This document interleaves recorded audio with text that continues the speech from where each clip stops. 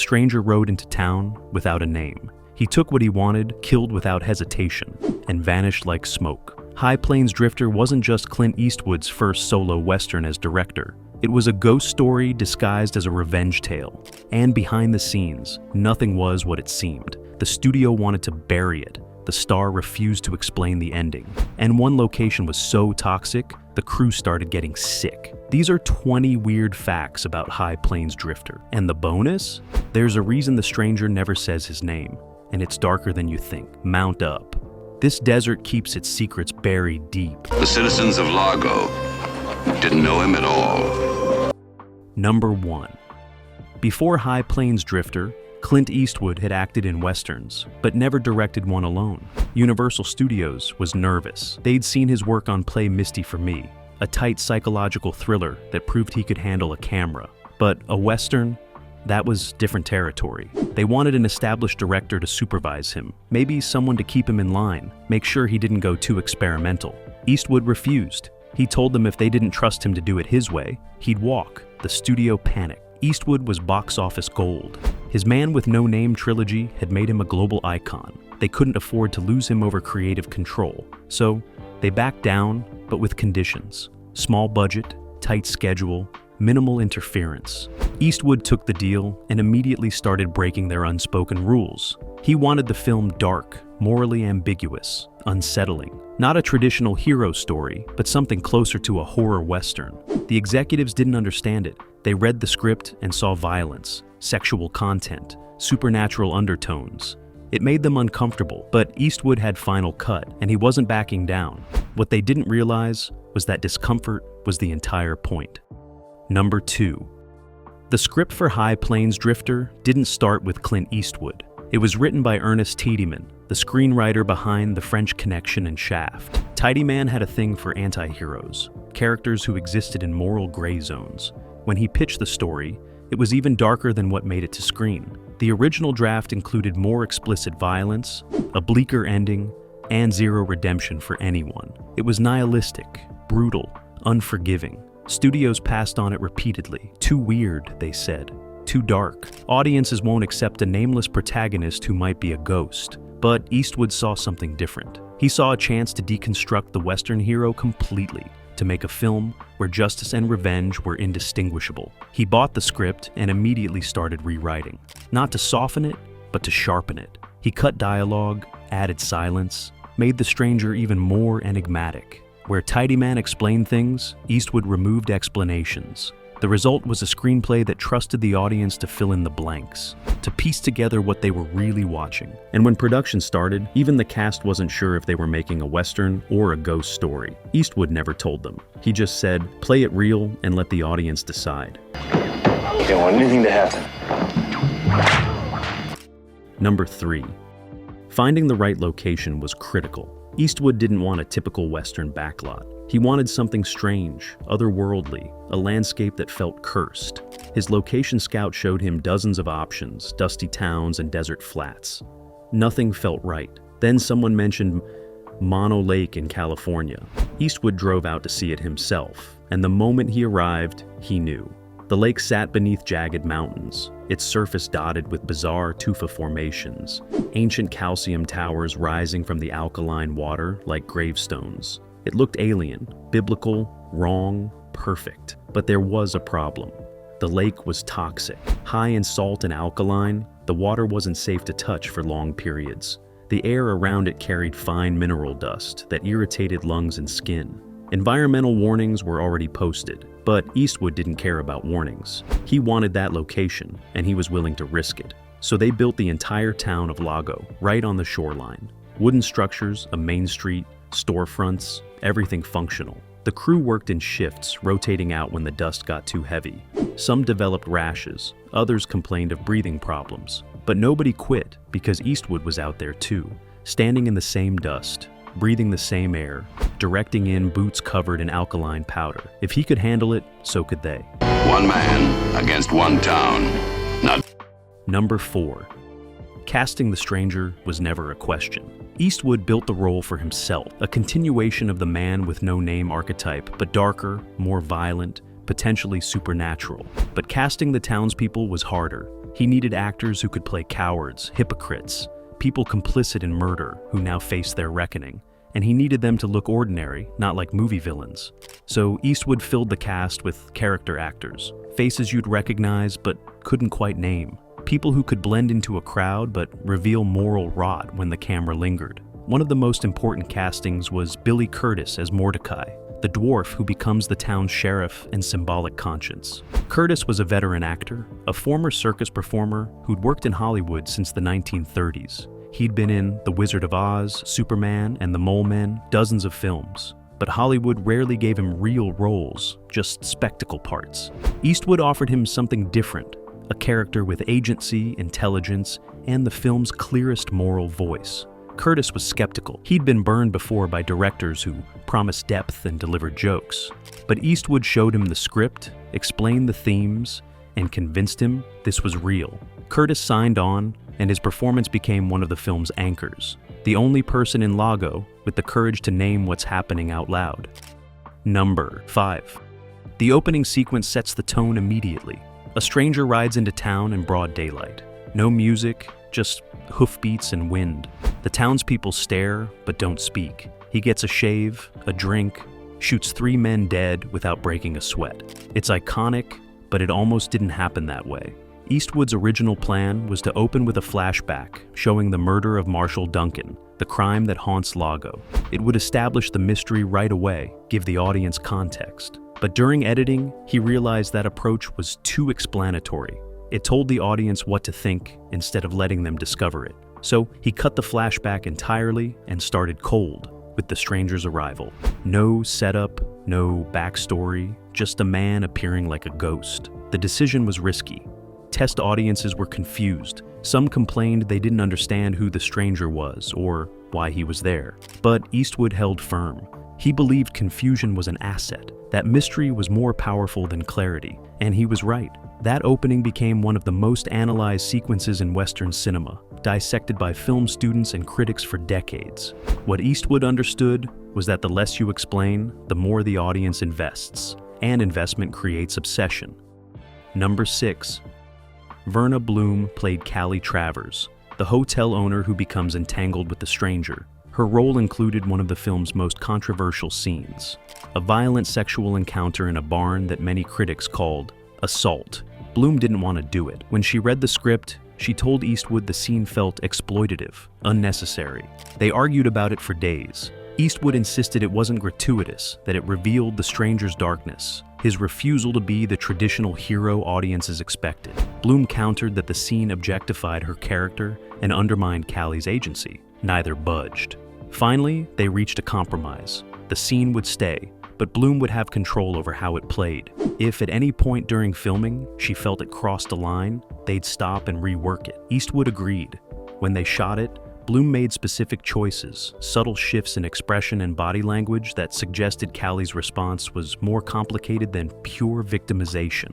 It didn't erase the violence, but it gave her character complexity, a sense of survival and calculation beneath the surface. Still, the scene remained controversial. Critics were divided. Some praised the film's willingness to show its protagonist as morally compromised. Others condemned it as unnecessary and harmful. Decades later, the debate continues, and Bloom has said she still doesn't know if they made the right choice. Number 7. The town of Lago was built from scratch, every building functional and detailed. Eastwood's production designer, Henry Bumstead, created a complete frontier settlement with a hotel, saloon, general store, barbershop, livery stable. It looked authentic because it was authentic. They used real wood, real nails, real craftsmanship, but there was a secret purpose behind the detail. Eastwood planned to burn most of it, not as a stunt, but as part of the story. Near the climax, the stranger orders the townspeople to paint every building blood red and rename Lago to Hell. It's a surreal, nightmarish transformation, and Eastwood wanted it to feel physically real, not symbolic. So Bumstead designed the town with fire in mind. Certain buildings were rigged with accelerants. Others were built to collapse safely. They coordinated with fire marshals, tested burn patterns, rehearsed evacuation routes. The actual shoot was controlled chaos. Cameras rolled as flames consumed storefronts. Smoke billowed into the desert sky. The heat was intense, the air thick with ash. Some actors broke character, flinching from the heat. But Eastwood kept filming, walking through smoke himself, directing angles while buildings crackled behind him. When it was over, Lago was a charred skeleton, exactly as he had envisioned. They'd destroyed a town they'd spent weeks building, all for a few minutes of film. But those minutes became the movie's visual signature, the moment where Western meets horror. Number 8. Eastwood's directing style was minimalist, almost silent. He didn't give long speeches about motivation or character arcs. He'd walk up to an actor, say a few words, sometimes just a gesture, then walk away. At first, the cast found it unsettling. They were used to directors who explained everything, who talked through every emotional beat. But Eastwood operated on instinct. He believed actors already knew what to do, and overdirection just cluttered their instincts. So he hired professionals, trusted them, and let them work. If a take felt right, he moved on after one. If it didn't, he'd do it again without explaining why. This approach created an atmosphere of quiet tension on set. Nobody knew if they were getting it right. There were no big compliments, no validation. Just Eastwood's nod and the next setup. Some actors thrived under this system, finding freedom in the lack of micromanagement. Others struggled, desperate for feedback that never came. But the result on screen was naturalistic, lived-in performances that didn't feel acted. People moved and spoke like real frontier residents, not movie characters. And that realism grounded the supernatural elements, making them feel possible, even plausible. Because if the people felt real, maybe the ghosts did too. Number 9. The film's violence was graphic for 1973, especially in a Western. Eastwood didn't shy away from blood, from the brutality of gunfights and beatings. He wanted audiences to feel the cost of violence, not celebrate it. But the ratings board pushed back. They threatened an R rating, which would limit the audience and hurt box office. Eastwood argued that the violence was thematically necessary, that softening it would undermine the film's moral complexity. The board didn't care about themes. They cared about content, about what parents would let their kids see. So Eastwood made strategic cuts, trimming frames here and there, shortening certain impacts without removing them. It was a game of inches, negotiating what could stay and what had to go. In the end, he secured a PG rating by the slimmest margin. But even trimmed, High Plains Drifter remained one of the most violent westerns of its era. Shootings were sudden and ugly. The whipping scene, shown in the flashback, was stomach-turning. Audiences weren't used to seeing their heroes commit this kind of brutality, and some walked out. But Eastwood never apologized. He said violence should disturb you, that if you enjoy it, you've missed the point. And for a film about a town that murders a man and then pays for it, disturbing was exactly the right tone. Number 10. Halfway through filming, something strange started happening. Crew members reported weird occurrences around the set, tools going missing and reappearing in wrong places, unexplained sounds at night, footsteps in empty buildings. Some blamed the isolation, the long hours, the desert playing tricks on exhausted minds. But others weren't so sure. Mono Lake had a history. Native tribes considered the area spiritually significant, a place where the veil between worlds was thin. And the town of Lago, built on that cursed shore, seemed to amplify the strangeness. One night, a grip swore he saw a figure in period clothing walking through the main street, vanishing when he called out. Another crew member heard whispering inside a locked building, voices discussing something he couldn't quite make out. Eastwood heard the stories but never commented. He didn't encourage the superstition, but he didn't dismiss it either. Because in a film about a ghost seeking revenge, maybe a haunted set wasn't a problem. Maybe it was perfect. The atmosphere of unease seeped into the performances, into the way actors moved through the town, always glancing over their shoulders. Whether the occurrences were real or imagined didn't matter. They served the film, adding a layer of genuine dread that no amount of direction could manufacture. And when production wrapped and they left Mono Lake behind, some of the crew admitted they were relieved to go, as if they'd been working in a place that didn't want them there. Number 11. The film's score was composed by D. Barton, a jazz musician who'd never scored a Western before. Eastwood didn't want traditional Western music, the soaring orchestral themes or heroic trumpet fanfares. He wanted something unsettling, discordant, music that felt wrong. So he hired Barton specifically because he came from outside the genre. Barton's approach was experimental. He used whips as percussion instruments, cracking them in rhythm to create an unsettling beat. He incorporated distorted guitars, echoing across empty desert soundscapes. The main theme wasn't triumphant, it was haunting, almost mournful, a melody that suggested loss and dread rather than adventure. When Universal executives first heard the score, they hated it. They said it didn't sound like a Western, that audiences would be confused. They wanted something more traditional, something that would tell viewers this was entertainment, not an art film. But Eastwood refused to change it. He said the music was the film's heartbeat, that it reinforced the supernatural ambiguity at the story's core, and he was right. Barton's score became inseparable from the film's identity, that eerie whistle and percussion following the stranger through every scene. It didn't comfort the audience, it put them on edge, made them feel like something terrible was always about to happen. And in High Plains Drifter, something terrible was always about to happen. The music just knew it before you did. Number 12. The identity of the stranger is the film's central mystery. Is he the ghost of Marshall Duncan, returned from the dead for revenge? Is he Duncan's brother? A hallucination? The devil himself? Eastwood shot the film to support multiple interpretations simultaneously. In some scenes, the stranger seems to know things only Duncan could know. He walks through town like he's been there before, finds hidden places without asking directions. In the flashbacks to Duncan's murder, the camera angles deliberately obscure whether the stranger and Duncan share the same face. But Eastwood also included moments that suggested something more supernatural. The stranger appears and disappears without explanation. He survives impossible situations.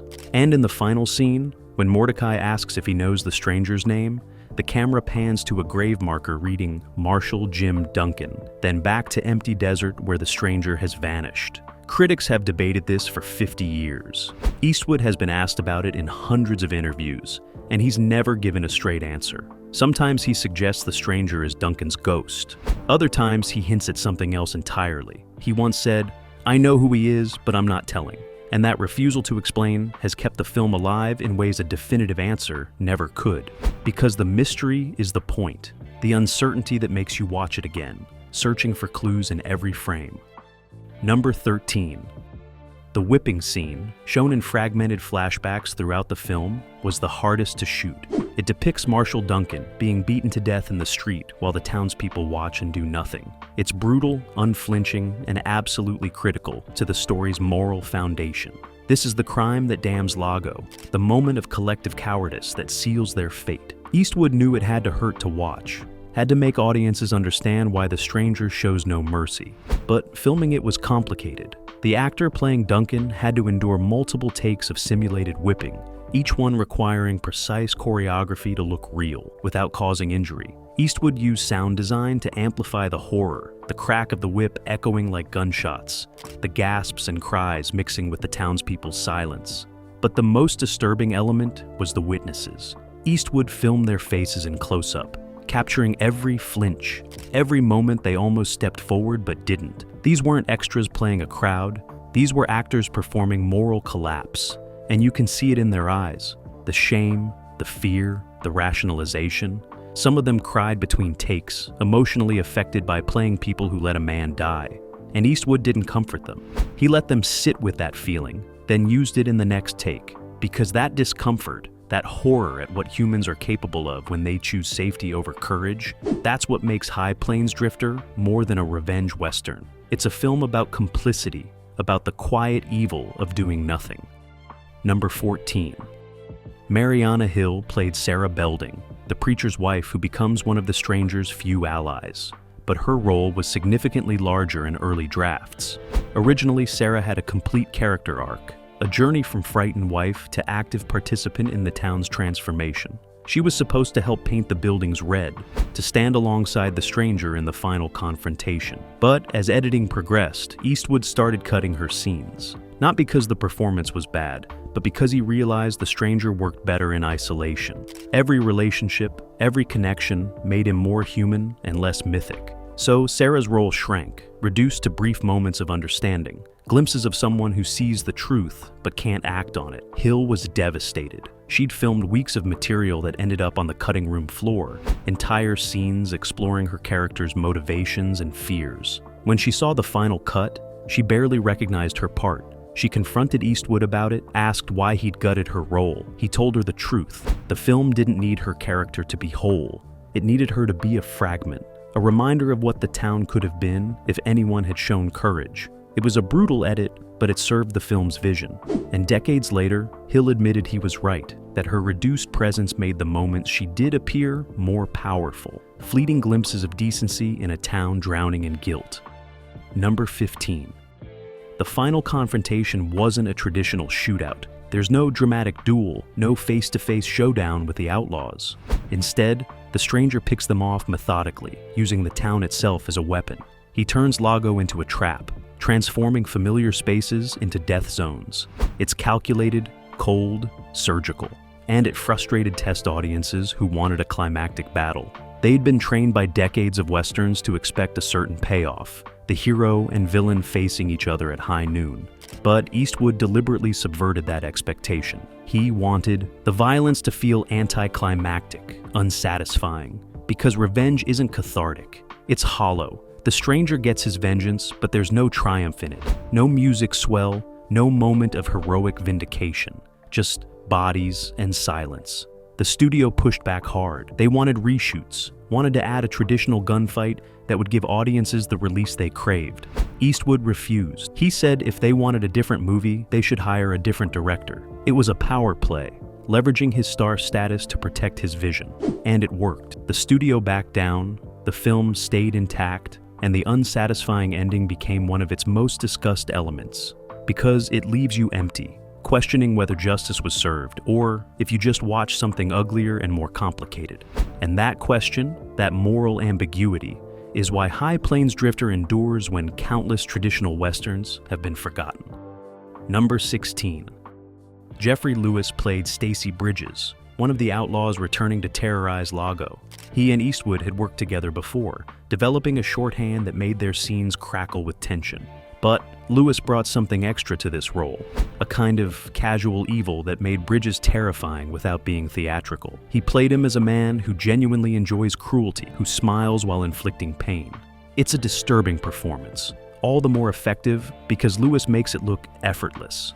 Between takes, he was friendly, joking with the crew, helping younger actors with their marks. Then cameras rolled, and he'd transform into something cold and reptilian. Eastwood loved working with actors who could flip that switch, who understood that great villains aren't shouting madmen, but quiet predators. Lewis gave him exactly that. But there was a scene that pushed even Lewis to his limits. A sequence where Bridges terrorizes the townspeople, making them perform humiliating acts while he watches. Lewis had to play genuine sadism, and he struggled with it, worried about going too far, making it unwatchable. Eastwood pulled him aside and told him to trust his instincts, that the scene needed to be uncomfortable because the audience needed to want Bridges dead. So, Lewis went there, found the dark place, and delivered a performance so chilling that some viewers rooted for the stranger's brutality just to see Bridges suffer, which was exactly the moral trap Eastwood wanted to set, making you complicit in the violence you came to watch. Number 17. The town's transformation into hell wasn't just visual, it was practical. Eastwood wanted the renaming to feel like a physical descent, like watching a place literally become its own damnation. So, production designer Bumstead created hell signage that replaced every piece of town identification. The general store became Hell's Supply. The hotel became Hell's Lodging. Even the church got a new sign, a deliberate desecration that made some crew members uncomfortable, and the red paint, that was its own challenge. They needed gallons of it, enough to cover every building in town, but not just any red. Eastwood wanted blood red, a color that looked wrong in daylight, that made your eyes hurt to look at. They mixed custom batches, testing different shades until they found one that was simultaneously beautiful and nauseating. When the actors began painting the buildings, some of them struggled with the symbolism.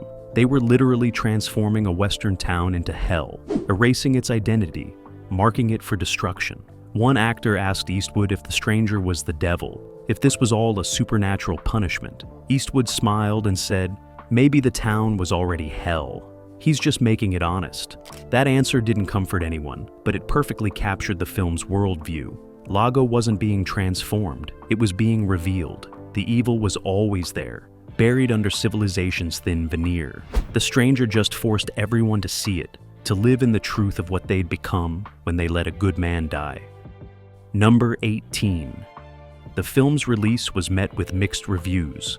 Some critics praised its boldness, its willingness to deconstruct Western mythology. Others condemned it as nihilistic, misogynistic, gratuitously violent. The controversy helped at the box office, curiosity driving audiences to see what the fuss was about. But it also created a divide that persists today. High Plains Drifter has never been universally loved. It's too dark, too ambiguous, too willing to implicate the audience in its moral questions. But that divisiveness is part of its power. It's a film that demands a reaction, that refuses to let you watch passively. And over time, critical opinion has shifted. Film scholars now recognize it as one of the key works in Eastwood's directorial career, a bridge between his acting persona and his later masterpieces like Unforgiven. They point to its visual style, its moral complexity, its refusal to provide easy answers. Film students analyze its use of color, the way the red buildings against blue sky create an almost surreal palette. They discuss its treatment of collective guilt, comparing it to works like The Oxbow Incident. But perhaps most importantly, they recognize it as a film made by someone who understood Westerns deeply enough to tear them apart. Eastwood wasn't just deconstructing the genre, he was asking what happens when the myth meets reality, when the hero isn't heroic, when justice looks a lot like revenge. And those questions asked in 1973 feel even more relevant now. Number 19. After filming wrapped, the town of Lago was left standing on Mono Lake's shore. For months, it remained there, a ghost town in a real desert, slowly weathering in the elements. Tourists started showing up, walking through the red buildings, taking photos, trying to feel whatever strange energy the film had captured. But the structures weren't built to last. They were movie sets, temporary constructions designed to look good on camera, not to survive seasons of wind and weather. Slowly, Lago began to collapse. Walls sagged, roofs caved in. The red paint faded to a rust-colored stain. Eventually, park officials decided the deteriorating buildings were a safety hazard and had them demolished. Today, nothing remains. No marker, no sign, just empty desert where a cursed town once stood. But people still visit the location, guided by film buffs and Western enthusiasts who know the coordinates. They walk the shoreline where the stranger rode in, where buildings burned, where a film carved itself into cinema history. Some claim they can still feel something there, a lingering unease that has nothing to do with the film and everything to do with the land itself. Others dismiss it as imagination, the power of cinema creating phantom sensations. But those who worked on the production, the ones who spent months in that place, they're less certain. Because they remember what it felt like, working on that toxic shore, building hell in a place that already felt damned. Number 20. Eastwood has directed over 30 films since High Plains Drifter, many of them critically acclaimed, award-winning works. But he's said this one holds a special place in his heart, not because it was his first Western as director, but because it was the first time he fully trusted his instincts, the first time he made exactly the film he wanted without compromise. It taught him that ambiguity could be more powerful than clarity, that audiences were smarter and braver than studios gave them credit for. Every artistic choice he'd later make, from the moral complexity of Unforgiven to the stripped-down storytelling of $1 Million Baby, traces back to lessons learned on that alkaline shore. The film didn't just launch his directing career, it defined his aesthetic. Minimal dialogue, maximum atmosphere, characters who exist in moral gray zones, stories that trust viewers to think for themselves. And the stranger, that nameless figure who rides in from nowhere and vanishes into legend, became the template for Eastwood's examination of American mythology. He'd return to that figure again and again, refining it, complicating it, eventually deconstructing it completely in Unforgiven. But it started here, in a town painted red, where a director learned that the best revenge is leaving people with questions they can't answer. High Plains Drifter was made 50 years ago, but its questions haven't aged a day, and neither has its power to disturb. Bonus fact: the stranger never says his name, not once, and there's a reason. Eastwood understood that names create limitation. By keeping him nameless, he made him mythic, larger than life. He could be Duncan's ghost, his brother, an avenging angel, the devil, or just a man who showed up when justice was overdue. Every interpretation stays possible. But here's the darker truth. The original script revealed His name in the final scene explained everything. During rehearsals, Eastwood cut it. He realized clarity kills power. Once you name something, it gets smaller. So he made the stranger nameless and immortal. 50 years later, we're still debating who he was, and that debate keeps the film alive. High Plains Drifter rewrote westerns in blood-red paint and left them burning. Hit like, subscribe, and tell us, ghost, man, or something else. Thanks for watching. Remember, some questions don't need answers. They just need to haunt you.